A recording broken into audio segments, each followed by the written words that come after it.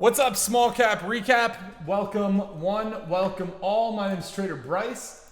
Thank you for joining me today. And hopefully you guys are having a happy Monday. Good start to the week so far. Good start in terms of small cap momentum too, let me tell you. We had some runners today. We had some nice gap ups. Not all of them ended accordingly, ended the same way, but we still had some good movement across the board today, and that's mainly what we're going to highlight today. Just showing, again, the movers and kind of what we're seeing in the market right now. That's the whole point of this if it's your first time here. Also, if it's your first time here, you don't know the routine by now, make sure you drop a like right now before we even get into the charts. Let me know down in the comments below how you traded today. And without further ado, let's hop on in. Let's dive in here. How do I do this? There we go. Swag. Oh, almost got it. Hold on, watch this. Ooh. And one more adjustment. Oh, we're back. There we go. All right, so we had PLRX as a gap up this morning. It was an avoid for me, unfortunately. It was looking nice earlier on in the day. Let's see here, view up. There we are. So basically what we ended up having was what looked to be a potential little dip and rip here, right? It's about a 35 million float. It's a biotech company, gap up, higher price stock. I was really hoping that if we got over this 35, 20 level more or less, that we could get through up into 37. It really needed like a 37 break in order to have potential to sustain this. And it just really stuffed hard at VWAP, which was kind of what I was worried about. A little food for thought. Anytime a stock opens up pretty far under VWAP after it's gapped up, be wary of it. VWAP generally tends to act as a really, really high level of resistance, especially on stocks that open up drastically underneath VWAP. I mean, VWAP was at 38 at the time the market opened, and it opened up down at 35. You know what I mean?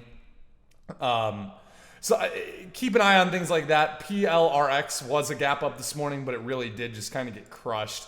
INBS here gapped up. It was up over 400% at one point today. Gapped up from 25 cents, ran up to $1.60, and really clean mover in pre-market. This would have been obviously like the most ideal entry right here, down at 50 cents if you saw. But I'm not a big fan of trading pre-market personally, just because there are so many gappers and so few of them actually kind of go through and end up like, well, something that does this. Now, unfortunately, INBS, I was actually kind of warning in small cap rockets throughout this morning. This is a really tough one because people are asking, where's a good entry? Well, if we go over to the daily chart here, right, we look back and the resistance, I mean, like at 150, we've got that area. And if I go on to, I was looking on Think or Swim today.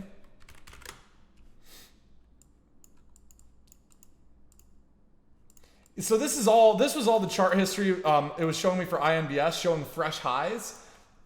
INBS on here, it might have been a different ticker at one point back in the day too. That could be, if not, and my Thinkorswim was just wrong.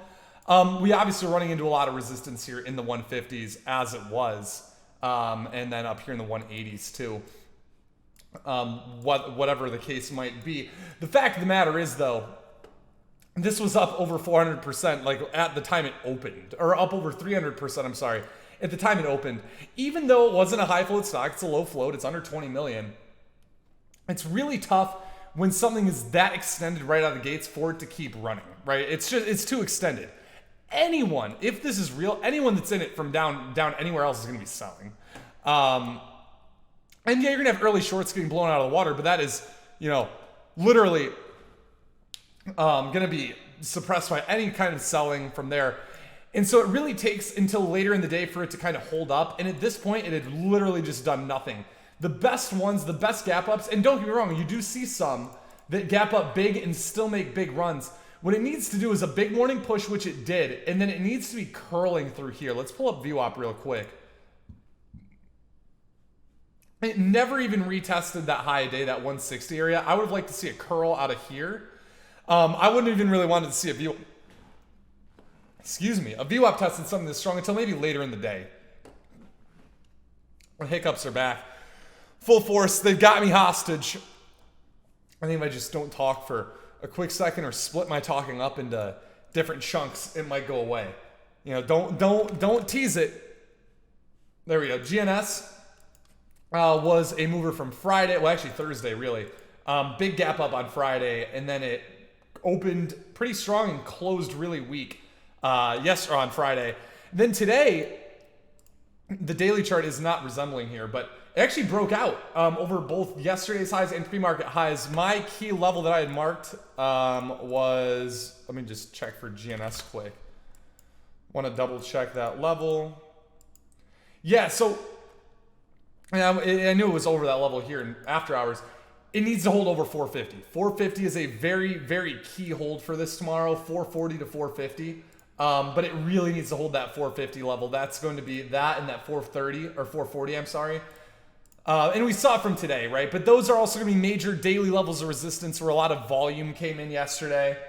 And generally on areas where there is higher volume, those are the areas I want to be looking out for areas of large support. But again, 450s up to 5. If we can stay in that range into tomorrow, this could be a monster runner once again tomorrow. I like GNS a lot. A couple other notable ones, nothing crazy, but GROM had a really nice close here. Apparently, well, actually, I don't even know why. I think someone was saying on Twitter this is a big, a lot of people are short this kind of stock. I don't remember that for a fact, though. An illegal short selling, that whole trend that's going around on Twitter. IINN, a really tough one to trade, and I won't trade it. But interesting little action here, up, about 50% right now. Could do something going into tomorrow, but IINN has just always been a really tough one for me to trade, so I am likely not going to trade it again, just because it's always really struggled to do anything more than, this was a really nice day one move, and then after that, it was nothing. It's been impossible to trade since then, and I've just gotten burned on it a few times now, so, let's see, GNS, INBS, there is the last one.